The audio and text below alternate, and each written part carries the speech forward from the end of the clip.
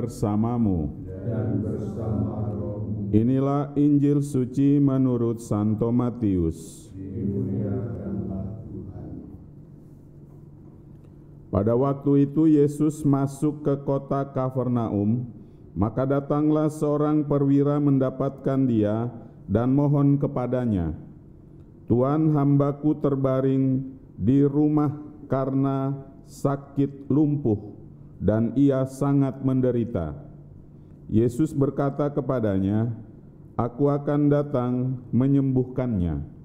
Tetapi perwira itu menjawab, "Tuan, aku tidak layak menerima Tuan di dalam rumahku. Katakan saja sepatah kata, maka hambaku itu akan sembuh.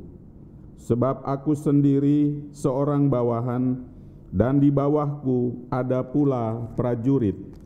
Jika aku berkata kepada salah seorang prajurit itu, 'Pergi,' maka ia pergi, dan kepada seorang lagi, 'Datang,' maka ia datang.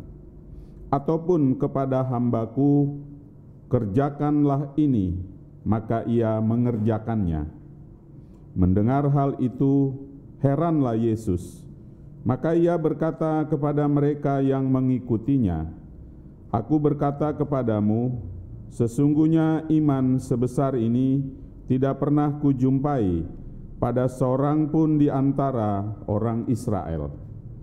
Aku berkata kepadamu, banyak orang akan datang dari timur dan barat dan duduk makan bersama dengan Abraham, Ishak dan Yakub di dalam kerajaan surga."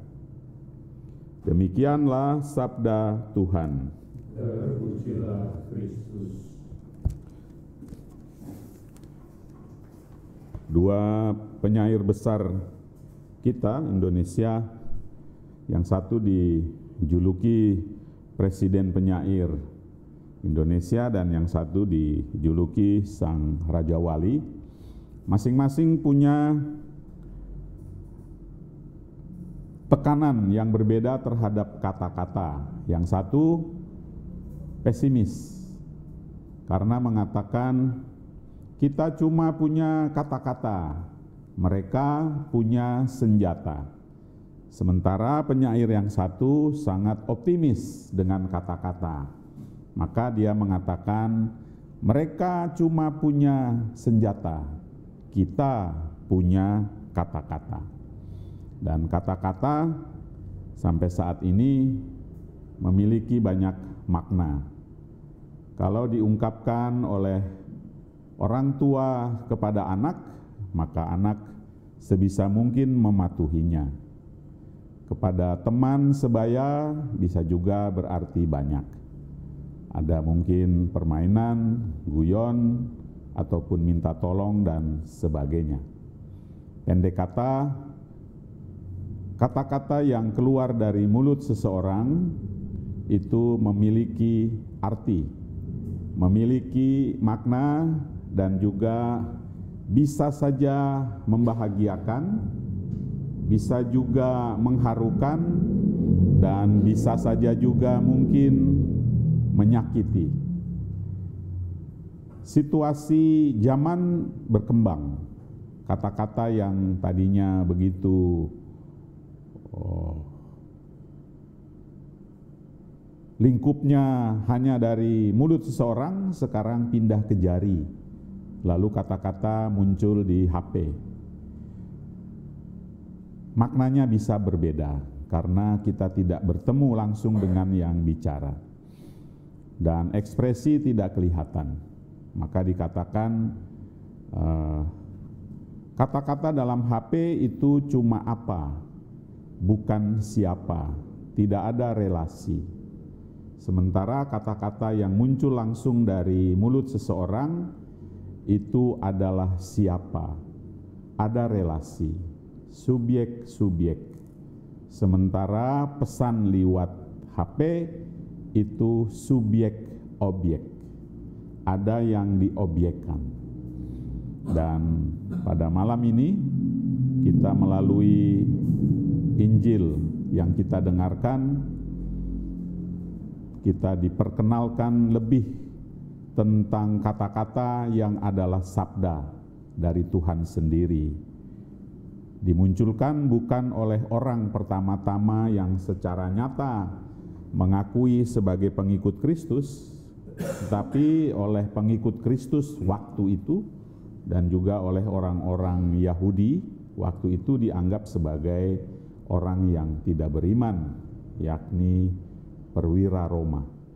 Tetapi justru lewat perwira Roma ini kita kemudian memiliki ucapan yang begitu indah ketika seorang imam mengunjukkan roti dan anggur, kemudian mengatakan, berbahagialah kita yang diundang ke perjamuannya. Lalu kita menjawab, Tuhan, saya tidak pantas engkau datang kepada saya, tetapi bersabdalah saja maka saya akan sembuh. Kata-kata itu muncul dari kata-kata seorang perwira Roma yang dikatakan tidak beriman. Tapi kalau kita mau mengikuti secara teliti, mungkin bukan iman sebagaimana yang dimengerti oleh orang-orang Yahudi pada waktu itu, tetapi dia memiliki kebenaran sebagaimana yang dimaksudkan Yesus ketika bicara di hadapan Pilatus.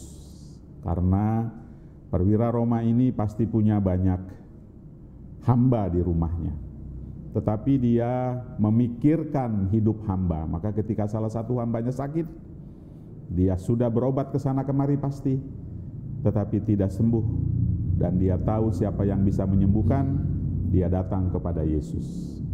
Dan di situ terjadilah bagaimana orang yang dikatakan tidak beriman, tetapi mampu menyatakan kebenaran, mengungkapkannya dengan sungguh, dan Tuhan sendiri akhirnya merasa heran.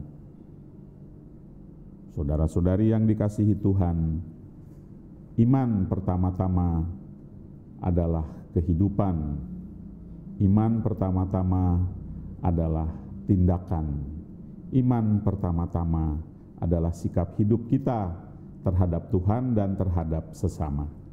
Teladan dari perwira Roma hendaknya membantu kita untuk lebih mendalami dan mempraktekkan iman kita dalam hidup sehari-hari dengan memperhatikan sesama.